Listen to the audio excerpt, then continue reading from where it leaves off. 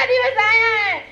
आदरणीय प्रधानाचार्य अध्यापक एवं मेरे गांव से पधारे हुए गणमान्य नागरिकों एवं प्यारे भाइयों और बहनों, जैसा कि आप सभी जानते हैं कि आज हम यहाँ पर 75वां गणतंत्र दिवस मनाने के उपलक्ष्य में एकत्रित हुए हैं, जिसमें मैं 26 जनवरी पर दो शब्द कहना चाहूंगी।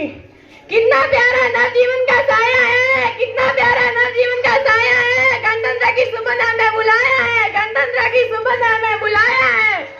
जैसा कि हम सभी जानते हैं कि 15 अगस्त 1947 को हमारा देश आजाद हुआ था।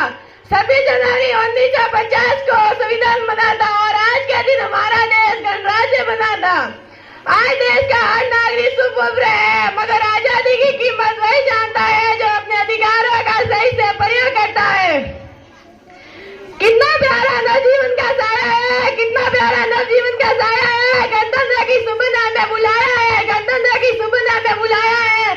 आजादी नाम में नहीं ईमान में है, आजादी नाम में नहीं ईमान में है। हर नागरिक के सच्चे सम्मान में है, हर नागरिक के सच्चे सम्मान में है। हर भारतवासी अपना फर्ज निभाए, हर भारतवासी अपना फर्ज निभाए। मेरे देश की महानता इस बात में है, मेरे देश की महानता इस बात में है। आज देश प्रेम के नारे दिए जाते हैं, भारत माँ की जय जयकार से आसमान गुंजा देते हैं, मगर इतनी सी मात्रा में देशभक्ति जाहिर नहीं होती। मैं आकलन करना चाहूंगी कि क्या मैं अपने देश के प्रति सोच रखती हूँ, मैं राष्ट्रीय हित की भावना से प्रेरित होकर कुछ करने का समर्थन रखती हूँ। यदि ये सारे गुण एक सच्चे नागरिक में है, तभी वो अपने गणतंत्र को उज्जवल रख पाएगा। हमारा देश पहले भी आजादी था, हमारा देश पहले भी आजादी था, मगर अपनी ही गलतियों की वजह से हमने अतीत में आजादी खोई थी। बाबा साहब ने चेताते हुए कहा था कि हम गणतंत्र हो गए, हम गणतंत्र हो गए, हम आजाद हो गए, हम आजाद हो गए। पर क्या हम उन्हें बनाए रख सकते हैं? क्या अतीत से कुछ सबक ले सकते हैं? यही थे बाबा साहब और निर्माताओं के समस्या। मैं आशा करती हूँ कि आप सभी इंसानियत के रास्ते पे चले और गणतंत्र का सम्मान करें।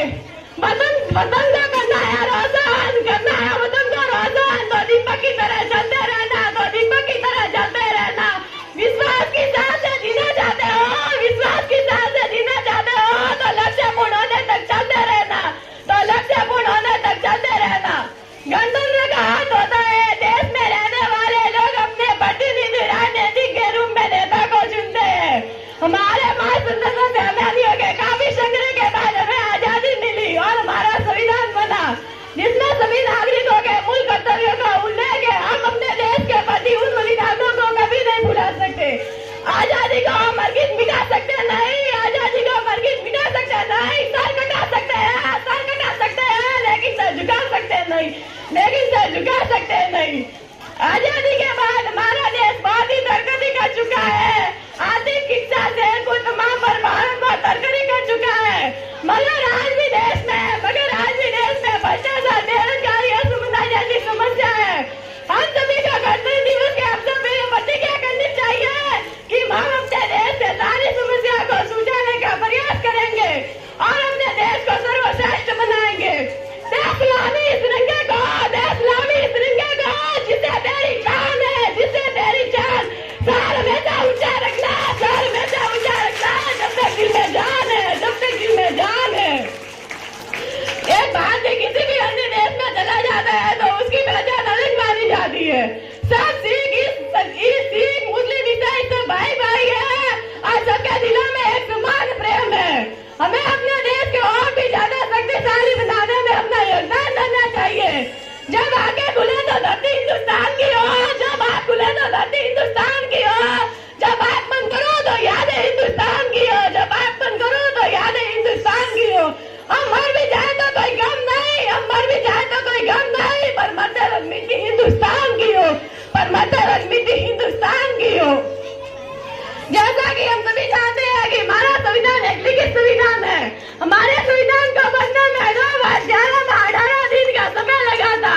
हमारे देश में 395 अनुच्छेद और 8 अनुसूचियों के साथ हमारा संविधान बना।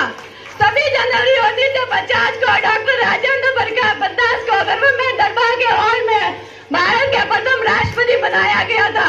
इसीलिए हमारा देश एक गणतंत्र देश है, जिसमें आम जनता अपना नेता इस भाषण को समाप्त करने से पहले 26 जनवरी पर अपनी भाषा को व्यक्त करना चाहूंगी और आप सभी को धन्यवाद कहना चाहूंगी और मुझे